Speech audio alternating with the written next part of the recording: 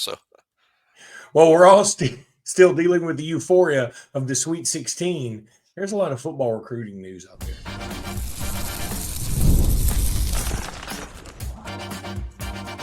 You are Locked On Bama, your daily podcast on the Alabama Crimson Tide. Part of the Locked On Podcast Network, your team every day. Hey, everybody. Welcome back into Locked On Bama, AHSA Radio Network's Luke Robinson. That's me. Alabama internet legend Jimmy Stein. That's him. This episode is brought to you by Nissan. We'll talk about Nissan in just a little bit. I want to thank you every day for being here every day. Thank you, newbies, for being here today. And thanks, everybody, for making this your first listen every single day. You guys are the best. Jimmy, we will talk about basketball, I promise. But we've got like all week to do that. And it's like I'm still sort of just soaking it in. I'm here in the Dominican, like, that's why I'm wearing all this linen stuff. So bear with me. That's a thing in the Dominican? I don't know. I think most people think it is. And so I have some. I don't really know if it is or isn't because I'm going to an Italian restaurant, which also makes no sense. That being said, there is a lot of recruiting news out there. And Alabama is still like really doing well recruiting when it comes to football. EJ Crowell back on campus. But there have been a lot of names out there. And it's not going to shock me if Alabama gets a commitment here very shortly. Yeah, I want to encourage everyone to understand that when they have these visitors that's reported at BOL or any of the other sites, visitors to these practices, it's a pretty big deal because these are unofficial visits, which means the kids are paying their own way. They're not only paying their own way to be there, they want to watch how these teams practice so they can more easily picture themselves playing football there. Secondly, some of them are having to miss school. Now, some of them are on spring break, some of them aren't, but they have to miss school, go on their own dime. These kids are real serious about your football program if they're coming to watch practice and they're guests to watch practice. For instance, Alabama doesn't just invite, say, the third team outside linebacker at Enterprise High School doesn't get to call Courtney Morgan and say, hey, I want to go to practice. So it is a big deal and folks shouldn't blow it off. I mean, I think this is the real list of kids that Alabama's serious about Alabama. So it is a big deal. And I'm particularly excited. You mentioned his name. EJ Crowell is back today. This is something like his 7th or 8th visit to Alabama. Again, if we're predicting today where he ends up, I'm predicting Alabama, though it would be a major coup to land a player of his ability. This is a difference-making back. I'm not comparing him to Ashton Jeanty, although I think that's actually a pretty good comp for him. But Ashton Jeanty, think of this, running back's been devalued in the NFL and in the NFL draft, right? Ashton Jeanty may go in the top 5 picks, the top 10 picks in this draft. EJ Crowell's like that. And what I mean is, yeah, maybe the running back positions may be devalued, but not for this guy. Not for this guy. He's got Ashton Jeanty, Saquon Barkley type upside. So he's a big deal. He's an in-state guy. He apparently likes Alabama. Lies a good fit in what they want to do. And man, we need to be fired up about this. If he commits, we don't need to act like an in-state guy committed. We need to act like the best running back in the U.S. just committed to Alabama, and it's very possible what he is. It's funny. We've said this too, that the running back position has been devalued. But it's kind of like what Gene Stalling said about if you don't think the Southern Miss game is a big one, just try losing it. Mm-hmm. And it's sort of like if you think running backs are a dime a dozen, just try and have one that's not very good and see how good your team is. They're not going to be very good. Yeah, and I think some people, not me and not Luke, I think some people out there are like, yeah, exactly, Jalen Miller, he's average. And I get someone that's got that take. I get it because I'm a bottom line numbers objective guy. If you look at the numbers that Jam Miller has put up in 3 seasons at Alabama, nothing screams outstanding. Nothing screams first round pick. Nothing screams this dude's just another one. Najee and Josh Jacobs, TJ Yeldon, he's just another one. In 3 years at Alabama, I don't think Jam has performed at their level. I'm just not giving up on him yet for this one reason. He's finally experienced, he's finally older, and will finally be playing in a system that I think is more built for him and his talents. Last year, I'm going to give the running backs a mulligan, Jam Miller and Justice Haynes. I'm not sure that was a great look at what they exactly bring to the table, because the running game was so unique, where Jalen Milroe was getting so much of the carries and it was an option type thing. And I mean, gosh, it's just different backs. I mean, imagine the wishbone in the 70s and how good would some of those guys be in a more traditional I formation physical I'm just saying that, not sure that was a real look at Jay Miller. So I'm anxious to see him again, but his loud critics out there, I get what they're saying. I don't dismiss it. Yeah, I think that's a good point, that if Jam Miller were somewhere else that featured a running back more heavily, would he be better? And I think the answer is probably yes. And even if Alabama featured him more heavily, I mean, Jalen Milroe just kept the ball a lot. And there are going to be some people saying that, hey, see, that's another problem for Jalen Milroe. Jalen Milroe was the best running back on the team too. So, I mean, yeah, I'm okay with that. And I don't want to go down another Jalen Milroe rabbit hole, because there were a lot of other dudes that were on campus, that had been on campus here recently. And Alabama just got crystal ball for another 5-star defensive back that Alabama thought may have already been committed by now. Yeah, Jordan Edmonds, shout out to Tim and them at BOL, who I think Tim and Bone both put in their RPMs for Jordan Edmonds to go to Alabama sometime back, when he had an announcement and he was going to commit, and Tim and Bone are like saying, okay, this is going to be Alabama. That's our prediction. And then that got canceled. And so many Alabama fans are like, that's it. We're not going to get him. It's done. And they stuck to their guns. They're like, we're not changing that prediction. We're not changing it. And now we fast forward a month or so, and now even national guys like Steve Wiltfong, Chad Simmons, and some others, they're joining the RPM party saying Jordan Edmonds to Alabama. And look, I think this is his favorite. There's a real good interview on BOL today, by the way, or yesterday, where Bone interviewed Jordan Edmonds' mom, and it's a good interview because she's a talker. I mean, she laid it all out there, and a lot of insight in that interview. But in the end, I think Edmonds is just sort of an Alabama fan. He didn't want to go too far from home. He sees cornerback as, he loves Mo Linguist and the staff. And hey, look. Hey, cornerback may not have changed much. Under Saban, the last corners were Kool-Aid and Terrion, and they went really high in the draft. Damani and Zabian Brown are going to go just as high or higher in the draft than Kool-Aid and Terrion. I think these corners are looking at that going, you know what? Saban might have left, but cornerback at Alabama is still a sexy spot. Well, I can't tell if you're mute or if you're talking to us from the Dominican Republic. Mute. You could be talking to us from the Dominican Republic, and it's completely understandable. It'd be hard to hear. Behind you. It'd be hard to hear you down there. And by the way, I think going to an Italian restaurant in the Dominican's fine. I think what you don't want to do is go to Italy and eat Dominican over there. They're good. Don't do that. Don't do that. But I think you're right about the defensive back thing. And it's sort of like running backs, where, it used to be that you didn't get super excited about cornerbacks, but you got really excited about running backs. And now I think that people are overselling defensive backs and underselling running backs, but so be it. You need good everything. And right now, Alabama's doing a great job of recruiting everything. And we're going to talk about some more guys that are recruiting, one of which is a defensive lineman that's kind of a big deal.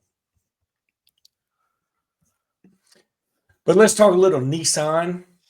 The Armada Team of the Week is brought to you by our friends at Nissan and the all-new 2025 Nissan Armada. Each week, our locked-on college basketball experts are picking one team that stands apart. From the top-seeded stars to the unexpected upsets, these guys showcase the strength and sheer power needed to push their team forward. This week's Armada and clear-cut, that's debatable, Team of the Week is the Arkansas Razorbacks. Despite losing their first 5 SEC games, Coach Kyle's Hogs fought their way through the most rugged conference in college basketball to not only make the NCAA tournament, but knock off back-to-back national champion Hall of Fame coaches en route to the Sweet 16. I am proud of Arkansas. I'm happy for them.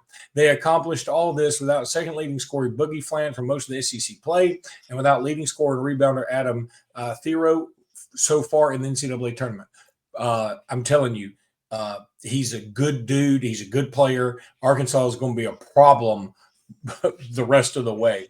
So when it comes to the Nissan Armada, they say go forth and conquer. That's exactly what the Arkansas Razorbacks have done here. It's clear that our team of the week is out and ready to conquer the road ahead with confidence, just like you can in the all-new Nissan Armada or any of Nissan's outstanding vehicles. Take the Nissan Armada, Rogue, or Pathfinder and go find your next big adventure. Shop NissanUSA.com.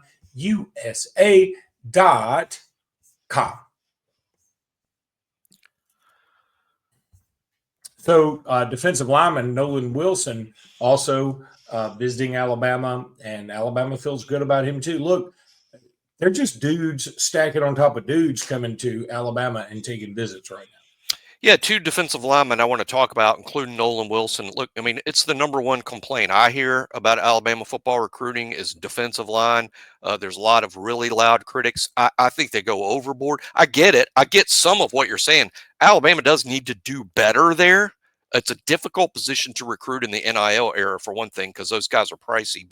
But Alabama does need to do better defensive line recruiting than they've been doing. It is an area of emphasis, as it should be. But I think there's an overstatement in terms of how, quote, poor recruiting has been on the defensive line the last few years. I mean, just consider this. The recruiting the last few years has produced Alabama's current starting defensive line, which is LT Overton, arguably a first-round pick, James Smith, possibly moving into first-round pick territory, Tim Keenan, an NFL football player. So if recruiting on the defensive line has been so terrible, how does Alabama have, once again, one of the better defensive lines in all of college football? So I think some of the complaining has been just overstated and there's too much criticism, but it does need to be an area of emphasis. And how about these two guys that are recent visitors and now current visitors this week? Nolan Wilson is one of the top prospects in Mississippi. He's very quiet. He's hard for these recruiting guys to get on the phone. He doesn't do interviews. He's sort of shy in that way, but he is a major prospect. Again, top 3 player in Mississippi, top 100 player nationally. This is a blue chip defensive lineman. A little bit, if you want to comp, don't go too far with this. I'm sort of building a comp here, but he's sort of in the Jeremiah Beeman range. I mean, in terms of like what kind of player is he similar to? Let's go Jeremiah Beeman. Maybe Quinnen Williams isn't a terrible comp based on how he's built and how athletic he is today in terms of what he projects to possibly be. Nolan Wilson will be a big deal, and this guy likes Alabama a lot. Another one from, I think he's from, well, I know he's from Florida, that loves Alabama's Elijah Golden. He just came back from a trip, couldn't have been happier. He's another blue chip defensive lineman. People, I guess everybody wants these 5-star pluses, and if you do, feel free to forward most of your life savings to Yay Alabama to help in that regard. But there ain't nothing wrong with signing national top 100 and national top 250 defensive linemen and developing them over time. Elijah Golden and Nolan Wilson would be really big to land, and they both like Alabama a lot. They have been recent visitors. Yeah, I think, everybody loves for Alabama to get defensive linemen. There's no question about it. And you're absolutely right. And it would be nice to get some early because I think that would quash snowball. Snowball. And I think it also quells some of the people who are creating a storm about we don't have enough defensive linemen.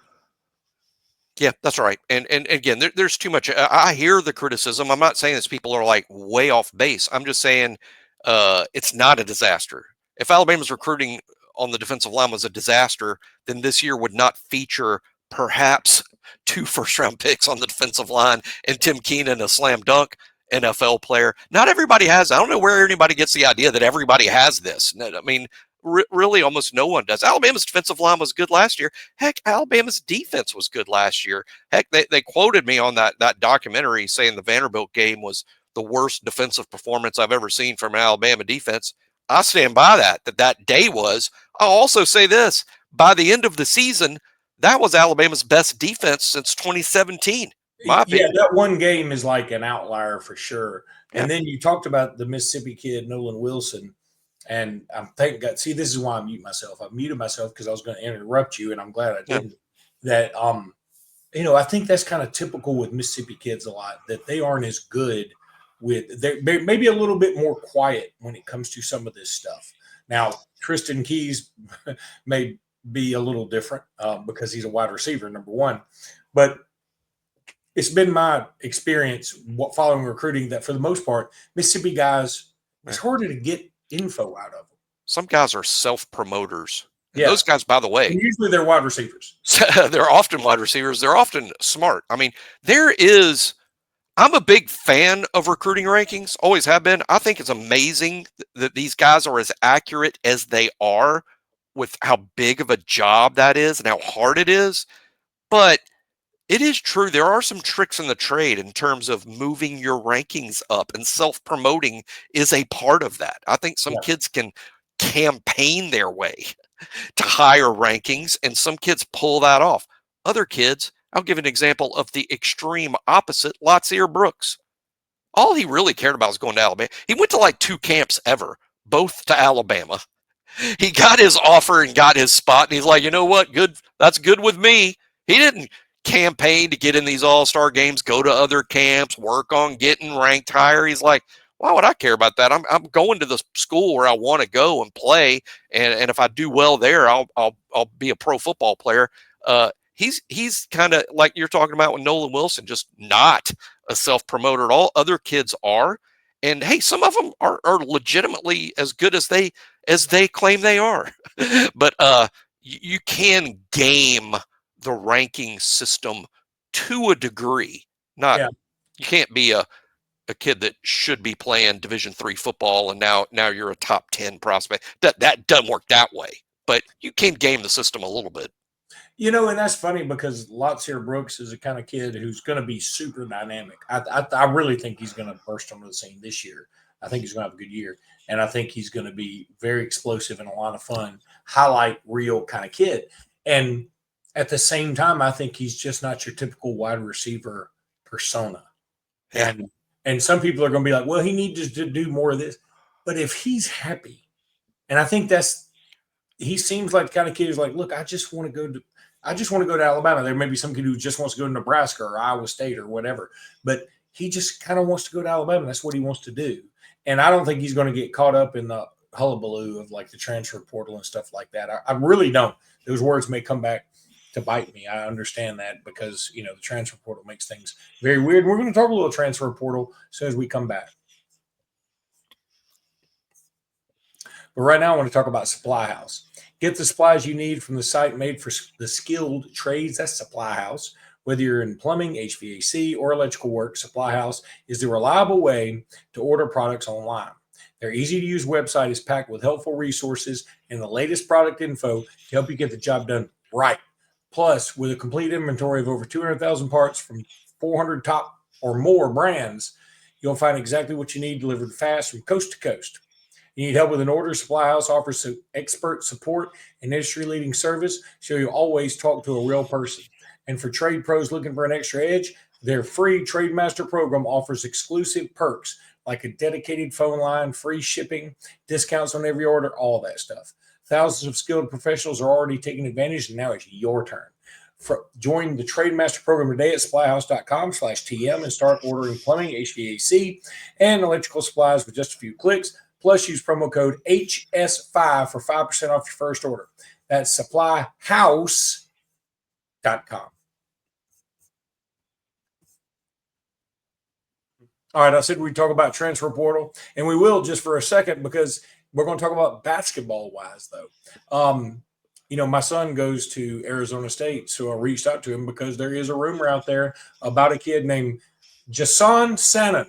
I think that's how you spell it. JOSON SANON is his name. He's a 5-star freshman at Arizona State this year. He played in 27 games. He started 9 of them. He averaged 28 minutes a game. He averaged almost 12 points a game. He got hurt, apparently. Yeah. But he's a good player. He's from the shooter. His 3-point shooting number is sporty. Let me tell y'all something, too. I watched his highlight tape today, just like someone had it on Twitter. Everything is a splash. There's none of, I love watching Chris Youngblood shoot. I'm a Chris Youngblood fan. I think he's tough. I think he's the team leader. I really do. But his threes are generally not like Steph Curry, like, pop the net. They're more like they rattle home, right? And nothing wrong with it. They still count three. This kid, this Sanon kid, sharpshooter, every three-pointer is like, bam. It's like it snaps the net. He's a pure shooter. He's bigger. That's something some people are going to be very interested in. He's got some height to him. Now, again, my son who's at Arizona State and has been to a lot of Arizona State games, like, yeah, he's good. He's really good. Now, is it going to just work seamlessly at Alabama? I don't know. But I'm going to tell you something. After just reaching out to a few folks, I'm very excited about the prospects of his being at Alabama. That being said, he hadn't even entered the portal yet. Everybody is saying he's going to enter the portal and watch out for Alabama. Now, right. And when I say everybody, I'm talking about national recruiting folks on Twitter and things like that. So it's going to happen. Yeah, shout out to Tim at BOL, who I don't know who ignited the storm, but he certainly hasn't quelled it with his comments about this kid. And it just does seem like there is some smoke here. It reminds me a little bit of the Isaiah Horton situation at Miami, who was rumored to be headed to Alabama long before he actually entered the portal. And we all know how that ended up. Hey, guards that can shoot the ball will always be welcomed to the Nate Oates system. So it'll be a big deal. And look, you don't get any more high profile than Alabama is right now. They play a system that scorers love.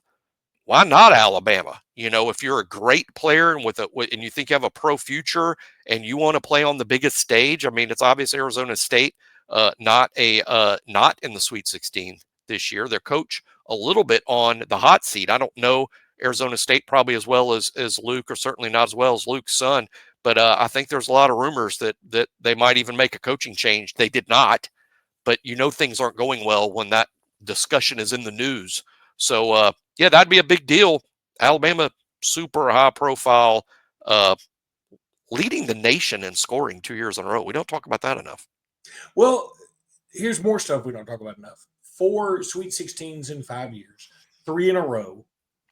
It's ridiculous what we're doing right now, and we need to just embrace it. I mean, I saw a post on Bama Online. There was somebody who mentioned that and said, look, for those Nate Oates doubters, and somebody said, who are the Nate Oates doubters? And I guess that's fair too. They only seem to come out when Alabama loses. And my thought about that is, look, for the second year in a row, we have, 7, 8 losses, and 9 losses. I think we got 8 losses right now, and maybe we had 8 at this time last year. Like, some people are really upset about those. Look at who we lost to. They're all really good teams. And I'm okay with it because it's made us better for this tournament run. And I was really disappointed in Jake Crane, who is generally very good at his job, but he's also an AUB, and it comes out occasionally. And he said something like Alabama's played a bunch of church league teams. In the NCAA tournament? In the NCAA I saw that, and it surprised me because, like you said, Jake's too good to – I mean, I think he's just looking at the Robert Morris and St. Mary's. I mean, that